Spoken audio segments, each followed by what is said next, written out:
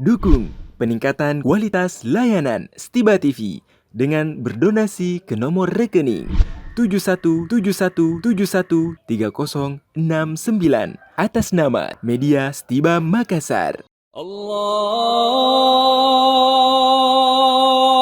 Akbar, Allahu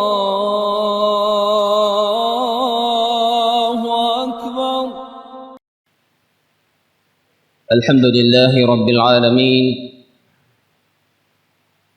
Alhamdulillahilladzi ja'ala syahr Ramadhan syahran mubarakah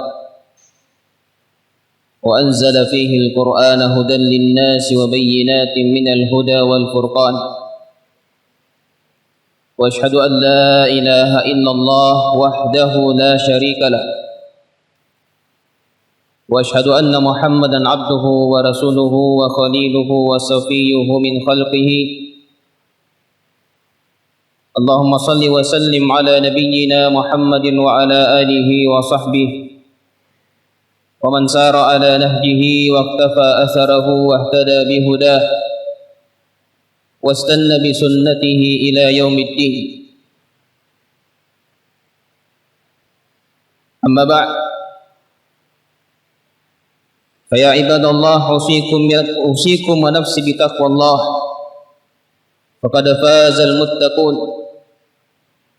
قال الله عز وجل في كتابه العزيز: يا أيها الذين آمنوا اتقوا الله حق تقاته ولا تموتن إلا وأنتم مسلمون. أما بعد، فإن أصدق الحديث كتاب الله، وخير الهدى هدى النبي صلى الله عليه وسلم، وشر الأمور محدثاتها وكل محدثة بدعة wa kullu bid'atin dhalalah wa kullu dhalalatin finnar. Ma'asyiral muslimin, jemaah Jumat yang insyaallah dimuliakan oleh Allah Subhanahu wa taala. Alhamdulillah, di kesempatan hari yang mulia ini, di tempat yang berberkah ini, mari kita senantiasa kembali untuk memperbaharui rasa syukur kita kepada Allah Subhanahu wa taala, yang mana Allah Subhanahu wa taala masih melimpahkan kepada kita nikmat-nikmatnya, baik nikmat-nikmat yang berkaitan dengan urusan dunia kita, ketika Allah Subhanahu wa taala masih memberikan kepada kita nikmat kesehatan, nikmat kekuatan, nikmat umur, dan lebih daripada itu adalah nikmat dalam agama kita, ketika Allah Subhanahu wa taala masih menetapkan dalam hati kita nikmat taufik, nikmat iman, nikmat hidayah, yang dengannya lah kita senantiasa termotivasi untuk memanfaatkan nikmat-nikmat dunia itu dalam ketaatan kepada Allah Subhanahu wa taala. Betapa banyak orang-orang yang memiliki nikmat-nikmat keduniaan, tapi ketika tidak mendapatkan taufik dari Allah Subhanahu wa taala, maka nikmat tersebut hanya dihabiskan untuk perkara yang sia-sia. Bahkan tidak sedikit orang menghabiskan nikmat-nikmat dunianya itu dalam bermaksiat kepada Allah Subhanahu wa taala, wal iyadzubillah.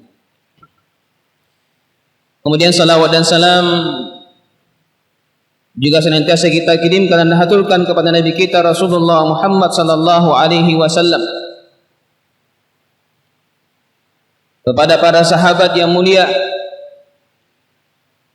yang telah setia membersamai Nabi kita Muhammad sallallahu alaihi wasallam dalam menebarkan risalatul Islam. Dan pada hari ini kita pun masih bisa merasakan indahnya Islam dalam hati kita, sekalipun negeri kita adalah negeri yang teramat jauh dari tempat lahirnya Islam ini. Tapi dengan keberkahan dakwah mereka lah, dari generasi awal dan generasi setelahnya, kita bisa merasakan nikmatnya Islam itu dalam hati kita hingga pada hari ini, jemaah sekalian. Ma'asyiral muslimin jamaah Jumat, a'azzakumullahu jami'an. Sekarang kita telah memasuki paruh pertengahan daripada bulan suci Ramadan. dan kita masih senantiasa berupaya untuk memaksimalkan bulan suci Ramadan ini untuk melaksanakan berbagai macam ketaatan kepada Allah Subhanahu wa taala. Kita masih mempergunakan hari-hari ini sebagai momen untuk berlomba-lomba dalam kebaikan. Karena memang Allah Subhanahu wa taala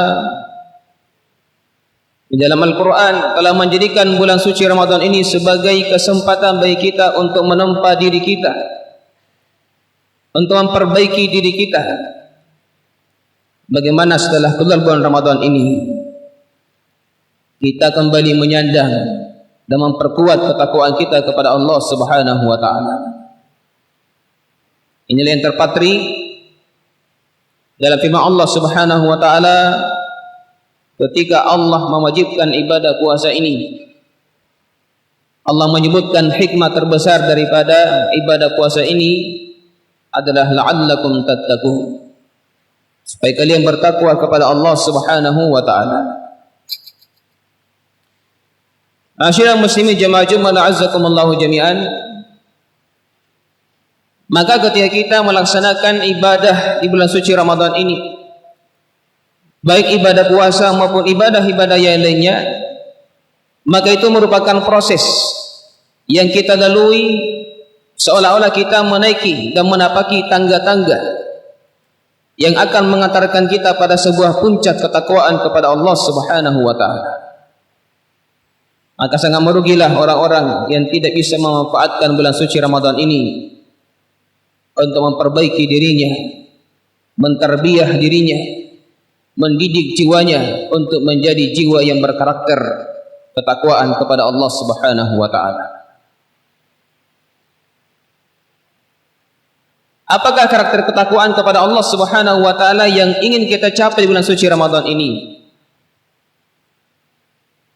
Sebagian ulama mengatakan bahwasanya ketakwaan itu adalah an taj'ala bainaka wa baina iqaballahi wiqayatan. Ketakwaan itu adalah ketika engkau menjadikan antara dirimu dengan siksa Allah Subhanahu wa taala ada penghalang, ada tameng. Itulah ketakwaan.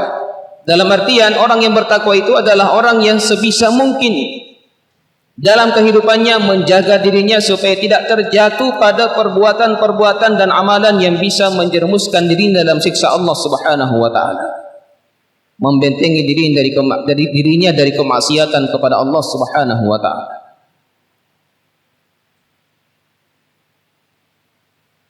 Diriwayatkan dari seorang ulama, Talib bin Hubayb mengatakan, at-taqwa an ta'mala bi ta'atillahi ala nurin min Allah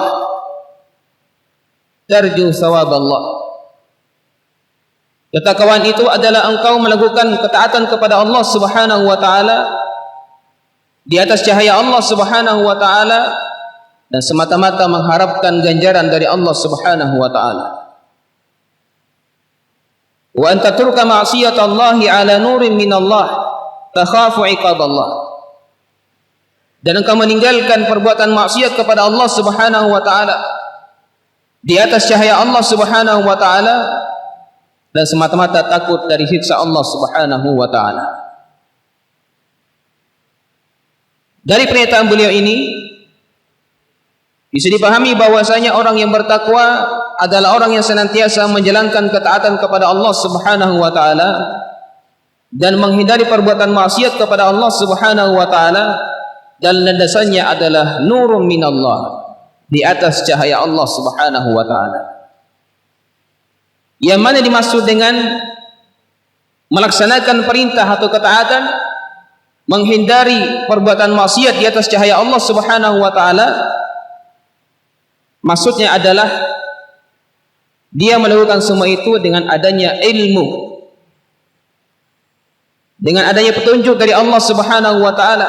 Dia melaksanakan perintah karena itu dia yakin bahwasanya itu merupakan perintah dari Allah Subhanahu wa taala.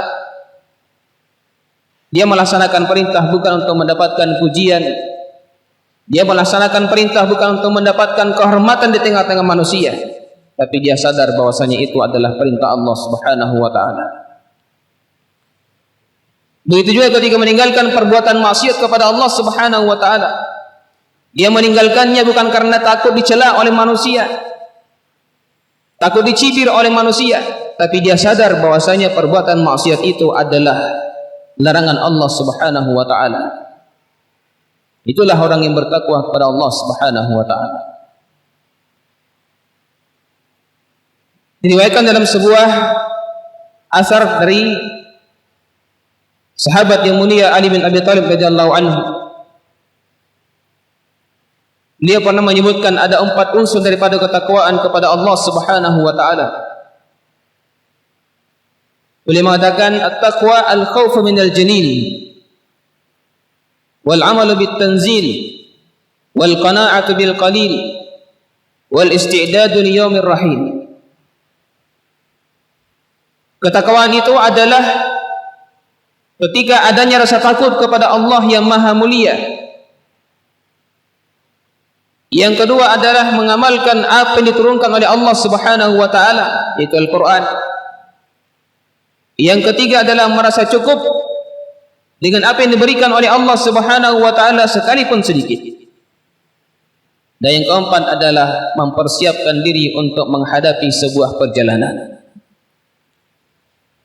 Ma'asyiral muslimin jamaah Jumat azzakumullahu jami'an. Pesan beliau yang di dalamnya terkandung unsur-unsur ketakwaan kepada Allah Subhanahu wa taala, pondasinya adalah adanya rasa takut kepada Allah Subhanahu wa taala. Al-khawf minal jalil. Orang yang bertakwa kepada Allah Subhanahu wa taala adalah orang yang hatinya ada rasa takut kepada Allah Subhanahu wa taala. Kenapa seorang hamba takut kepada Allah Subhanahu wa taala? Hal itu bisa terjadi ketika hamba itu mengenal siapa Allah Subhanahu wa taala dan siapa dirinya di hadapan Allah Subhanahu wa taala. Dalam hatinya terdapat atau tertanam ma'rifatullah. Seorang hamba semakin mengenal Allah Subhanahu wa taala, maka akan semakin takut kepada Allah Subhanahu wa taala. Dan sebaliknya, seorang hamba semakin tidak kenal Allah Subhanahu wa taala, maka akan semakin hilang rasa takutnya kepada Allah Subhanahu wa taala.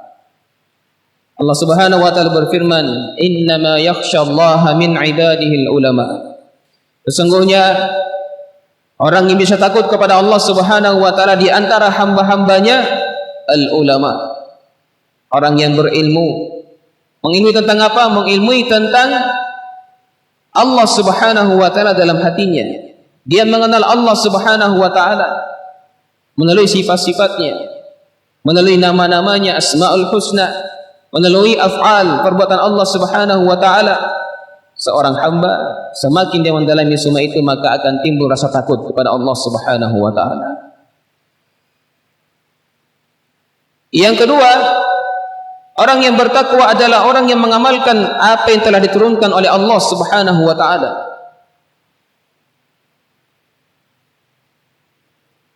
Kalau dalam agama kita ini diturunkan oleh Allah Subhanahu wa taala adalah wahyu dari Allah Subhanahu wa taala, yaitu Al-Qur'an. Itu juga dengan sunnah Rasulullah sallallahu alaihi wasallam yang sahih. Maka orang yang bertakwa adalah orang yang tidak pernah merasa ragu dengan isi daripada Al-Qur'an tersebut. Dzalikal kitabu la raiba fi hudan lil muttaqin. Itulah Alkitab, Al-Qur'an. Tidak ada keraguan di dalamnya sebagai petunjuk bagi orang-orang yang bertakwa. Maka orang yang bertakwa tidak pernah merasa ragu dengan isi Al-Quran. Mereka yakin dengan seyakin-yakinnya bahwasanya isi Al-Quran merupakan kebenaran yang mutlak dari Allah Subhanahu wa taala. Sehingga dia akan tunduk memenuhi apa yang datang dari Allah Subhanahu wa taala. Itulah orang yang bertakwa kepada Allah Subhanahu wa taala. Yang ketiga, orang yang bertakwa adalah orang yang senantiasa merasa cukup dengan pemberian Allah Subhanahu wa taala dan tidak harus banyak jemaah sekalian. Sekalipun sedikit didapatkan rezeki dari Allah Subhanahu wa taala, tapi dia mampu mensyukuri nikmat yang diberikan oleh Allah Subhanahu wa taala. Itulah hakikat orang yang kaya jemaah sekalian. Rasulullah sallallahu alaihi wasallam bersabda, Laisal ghina an kasratil arad, walakinnal ghina ghinan nafs. Bukanlah orang yang kaya itu lantaran banyaknya harta benda, tapi orang yang kaya itu adalah orang yang kaya jiwanya. Dikatakan kaya jiwanya karena dalam hatinya ada sifat qanaah, senantiasa merasa cukup dengan apa yang diberikan oleh Allah Subhanahu wa taala. Sekali lagi, itu yang disebut oleh Rasulullah SAW sebagai orang yang kaya. Karena orang yang kaya hakikatnya adalah orang yang merasa cukup dalam kesehariannya. Sementara orang yang miskin adalah orang yang tidak pernah merasa berkecukupan. Sekalipun mungkin harta bendanya melimpah ruah, tapi selalu merasa kekurangan dalam kesehariannya. Itulah hakikatnya orang yang miskin, jemaah sekalian. Yang keempat, kata beliau, orang yang bertakwa kepada Allah Subhanahu wa taala adalah orang yang mempersiapkan dirinya untuk menghadapi sebuah perjalanan. Perjalanan apa itu? Perjalanan setelah kematian, jemaah sekalian. Tentunya kita sadar dan yakin sebagai seorang muslim bahwasanya kehidupan dunia ini bukanlah kehidupan yang terakhir. Masih ada kehidupan yang akan kita hadapi setelah kematian. Bahkan itu merupakan kehidupan yang lebih dahsyat. Itu adalah kehidupan yang jauh lebih kekal daripada kehidupan dunia ini. Dan perjalanan menuju kehidupan setelah kematian, perjalanan yang sangat panjang, jemaah sekalian. Makanya perlu persiapan dari kita untuk menghadapi kehidupan tersebut. Seorang hamba ketika meninggal dunia itu akan tertahan di alam kuburnya. Sampai kapan? Sampai datangnya hari kiamat, jemaah sekalian. Sampai manusia yang pertama meninggal dunia di dunia ini, anaknya Nabi Adam alaihissalam, Habil, sampai sekarang masih tertahan di alam kuburnya, jemaah sekalian. Sampai kapan? Sampai datangnya hari kiamat. Besok lusa kita pun dipanggil oleh Allah Subhanahu wa taala. Kita pun akan tertahan di alam kubur, jemaah sekalian, di alam barzakh. Sampai kapan? Sampai datangnya hari kiamat. Dan kita tidak tahu, jemaah sekalian, kapan datangnya hari kiamat. Besok lusa, 1 bulan, setahun yang akan datang, 1000 tahun yang akan datang, wallahu a'lam. Hanya Allah yang mengetahui. Tapi yang jelasnya, kita akan menunggu di alam kubur kita sampai datangnya hari kiamat. Alhamdulillah kalau kita mendapatkan nikmat kubur. Tapi jika orang yang mendapatkan siksa kubur, waliyazubillah, cukuplah itu merupakan sebuah siksaan yang dahsyat di alam barzakh. Belum lagi setelah itu, jemaah sekalian, perjalanan setelah Allah Subhanahu wa taala membangkitkan manusia dari alam kuburnya ketika terjadi hari kiamat, lalu Allah Subhanahu wa taala mengumpulkan di pada mahsyar. Di sana penantian adalah penantian yang sangat panjang, jemaah sekalian. Bukan penantian 1-2 tahun. Berpuluh-ribu tahun kita harus menunggu di sana untuk diadili oleh Allah Subhanahu wa taala. Kita harus antri, jemaah sekalian, karena Allah Subhanahu wa taala akan mengadili hambanya orang per orang. Dan dalam sebuah disebutkan bahwasanya kadang satu orang diadili oleh Allah Subhanahu wa taala selama 70 tahun baru selesai permasalahannya. Satu orang, jemaah sekalian. Nah, kita ini miliaran orang mau diadili oleh Allah Subhanahu wa taala, dan kita harus menunggu antri bukan di tempat yang ber-AC, jemaah sekalian, tapi di tempat yang mana matahari didekatkan di atas kepala kita sejauh 1 mil. Kita berpeluh, berkeringat. Sampai Rasulullah menggambarkan ada yang berkeringat sampai ke mata kakinya, ada yang sampai ke betisnya, bahkan ada yang sampai ke telinganya, bahkan ada yang sampai tenggelam dengan keringatnya sesuai dengan amalannya. Kalaulah pada hari itu kita tidak mendapatkan naungan dari Allah Subhanahu wa taala, itu juga merupakan siksa yang luar biasa, jemaah sekalian. Mudah-mudahan Allah Subhanahu wa taala memberikan naungan kepada kita pada hari tersebut. Jemaah sekalian, tentunya untuk menghadapi hari tersebut, mempersiapkan bekal kita untuk menghadapi perjalanan tersebut bukanlah dengan mempersiapkan kendaraan yang mewah, bukan dengan mempersiapkan pakaian yang indah-indah, bukan dengan makanan yang nikmat-nikmat, tapi dengan amal soleh kita, jemaah sekalian. Rasulullah SAW bersabda, yatba'ul mayyit salas, ada 3 yang akan mengikuti mayat ke kuburannya. Fayarji'u usnani wa yabqa ma'ahu wahid. dua yang akan kembali dan hanya satu yang tinggal bersamanya. Yatba'u maluhu wa ahluhu wa amaluhu. Dia akan diikuti oleh harta bendanya, oleh keluarganya dan amalannya. Fayarji'u maluhu wa ahluhu wa yabqa ma'ahu amaluhu. Maka kembalilah keluarganya dan harta bendanya, dan yang tinggal bersamanya adalah amalannya. Itulah yang akan menjadi bekal kita nanti pada hari kiamat, jemaah sekalian. Kalau amalan kita amal yang soleh, alhamdulillah, itulah yang akan mengantarkan kita ke dalam surga Allah Subhanahu wa taala. Tapi kalau ada orang yang amalannya amal keburukan, wal iyyazu billah, itu juga bisa menjadi sebab dia diantarkan masuk ke dalam neraka Allah Subhanahu wa taala. Kemudian Allah Subhanahu wa taala memberikan taufik kepada kita semua dan bisa kita kembali maksimalkan bulan suci Ramadan ini dengan berbagai macam amal ketaatan kepada Allah Subhanahu wa taala, dan kita bisa meraih kembali derajat ketakwaan kepada Allah Subhanahu wa taala. Barakallahu wa lakum fil Qur'anil azim wa nafa'ani wa iyyakum bima fihi minal ayati wa zikril hakim. Taqabbal minni wa minkum tilawatahu innahu huwal ghafurur rahim innahu huwas samiul alim.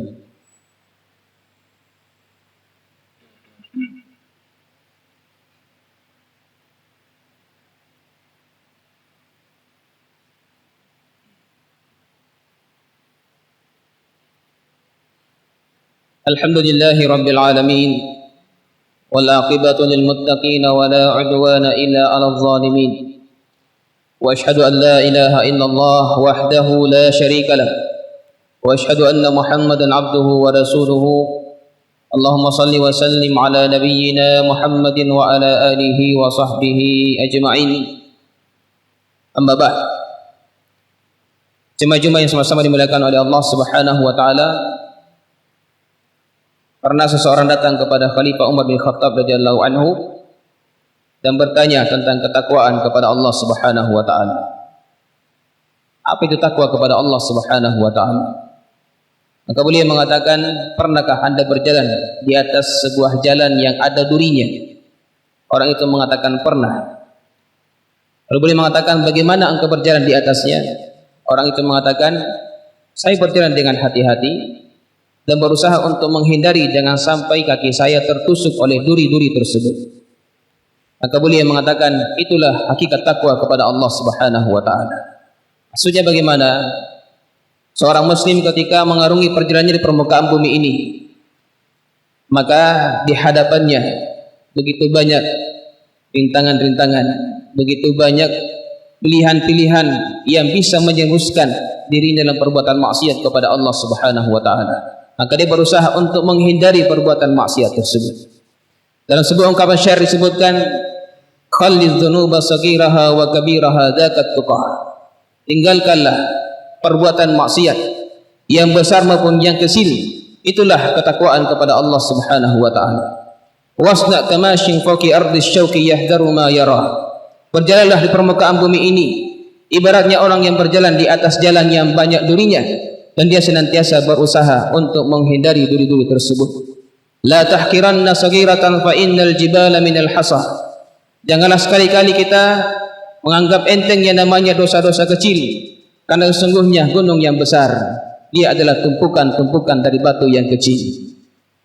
La saghirata ma'al israr. Tidak ada dosa kecil dengan berketerusan berbuat maksiat kepada Allah Subhanahu wa taala. Wala kabirata ma'al istighfar. Dan tidak ada dosa besar kalau kita senantiasa berupaya untuk mengiringi dosa-dosa kita dengan istighfar, bertaubat kepada Allah Subhanahu wa taala.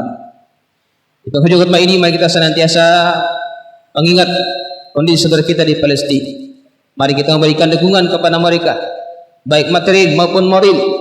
Kita berdoa semoga Allah Subhanahu wa taala memberikan jalan keluar kepada mereka dan membantu mereka atas usaha daripada Israel laknatullah alaihim yang telah berupaya untuk menghabisi saudara kita di sana dengan berbagai macam cara mereka. Mari kita senantiasa bersalawat kepada Nabi kita Muhammad sallallahu alaihi wasallam, kama qala azza wa jalla fi kitabihil aziz, innallaha wa malaikatahu yusalluna 'alan nabi ya ayyuhalladzina amanu sallu 'alaihi wa sallimu taslima.